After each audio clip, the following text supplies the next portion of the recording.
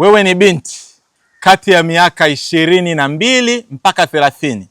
Ukifanya mambo haya 6, utakuwa na pesa, heshima, thamani na utakuwa na brandi ambayo ni kubwa. Wengi ambao wanayapuzia haya mambo huishia kutumika miaka yao yote na huwa hawana furaha na wamejaa na majuto kabisa. Hautaki kuwa mmoja wao? Basi jambo la kwanza, jenga ujuzi unaolipa. Usitegemee urembo pekee. Siku hizi kumekuwa kuna trendi ambayo wanawake wanawekeza sana kwenye muonekano wa sura, mavazi, na wanasahau kuwekeza kwenye akili, wanasahau kuwekeza kwenye ujuzi. Nikwambie, ujuzi utakupa kazi, utakupa connection, utakusaidia biashara ikue, lakini pia kama uko ndani ya kazi utakupa mshahara ambao ni mzuri, kwa sababu unaweza ukafanya vitu na ukatoa matokeo mazuri kuliko watu wengine. Tafuta kitu ambacho unaweza ukajifunza, iwe ni masuala ya dijitali, iwe ni utaalamu fulani, iwe ni biashara, iwe ni ubunifu, iwe ni fedha, iwe ni mawasiliano, iwe ni chochote kile ambacho unakifikiria kwamba hiki kinaweza kikakulipa. Jifunze, alafu anza kukifanyia kazi. Ninakwambia utaanza kuingiza pesa na utajenga thamani. Ambao huwa wanakosa ujuzi, hata wakiajiriwa huwa wanaishia kulipwa mshahara mdogo kabisa, na hiyo ndio kutumika ninakokusema. Namba 2, weka maono ya miaka 10 na kuendelea, sio mawazo ya leo tu.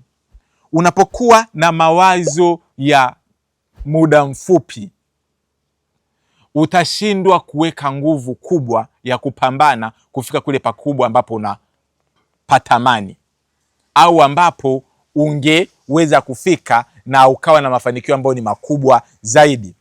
Hebu jiulize, ninataka kuwa nani nikifikisha miaka 35?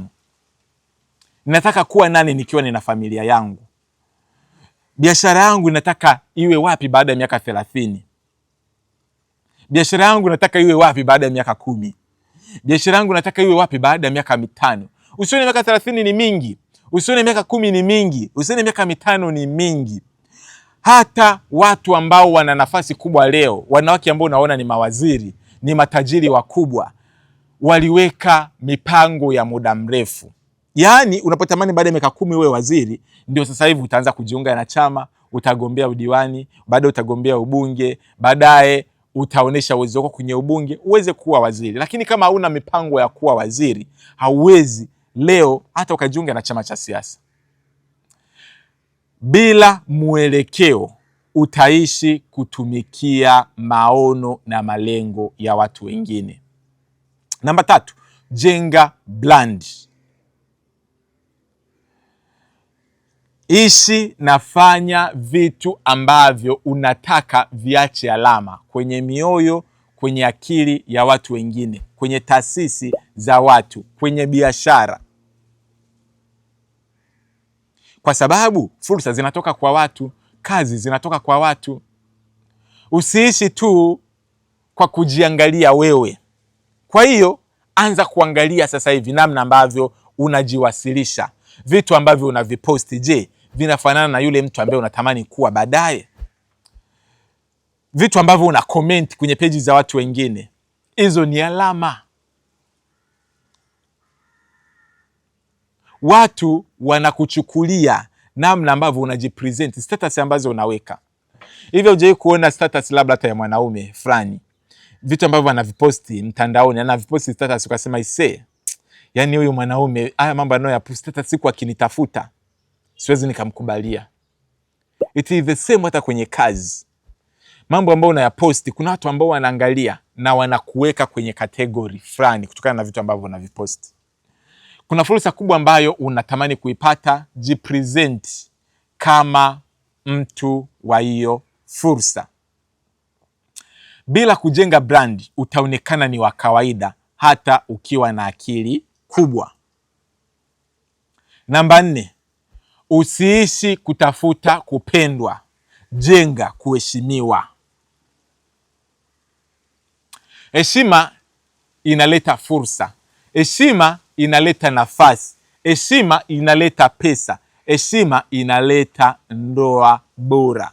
Yaani mwanamke ambaye amejijengea heshima ana nafasi kubwa ya kuwa na ndoa ambayo ni bora kuliko mwanamke ambaye ameishi akiwafurahisha watu na kutafuta apendwe.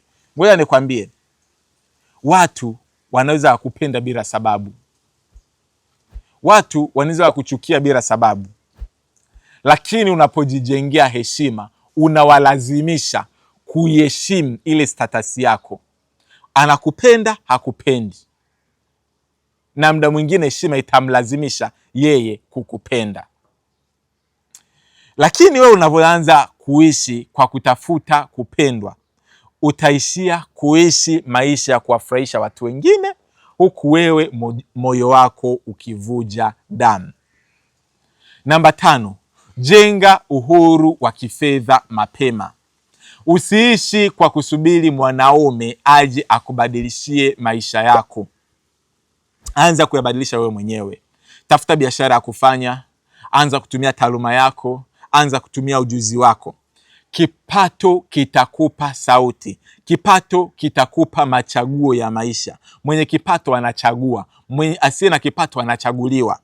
Bila pesa zako utaishi kukubali yaliyo chini ya thamani yako sasa hivi. Usikubali kuishi bila kuwa na kitu ambacho kinakuingizia pesa. Namba 6, chagua mazingira kwa makusudi. Chagua watu wa kukaa nao, watu wa kuishi nao, watu wanaokuzunguka. Sio unaishi na watu ambao walalamika, watu ambao wanakuumiza, watu usiowapenda, watu ambao wanakuuliza unaolewa lini? Yani wenyewe stori zao tu ni kila siku, unaolewa lini? Vipi bado upo tu? Vipi hujapata mtoto? Vipi yani hujapata kazi? Chagua watu ambao watakuhamasisha kukua, watu ambao watakuonesha fursa, watu ambao watakumotivate na sio kukushusha chini na kukuonesha kwamba wewe sio kitu, sio lolote na wala sio chochote.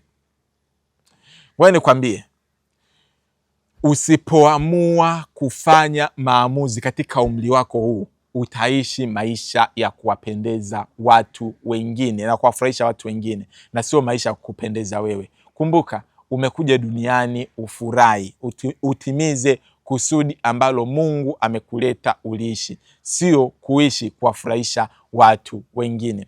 Hebu niambie, kwenye haya mambo ambayo nimeyataja, ni jambo gani ambalo wewe unasema kwenye hili mimi nitasimama nalo? Niandikie hapo kwenye comment, na mimi nitakushauri namna bora ya kufanya kuanzia sasa hivi, ili uweze kujenga heshima na uweze kujenga kipato cha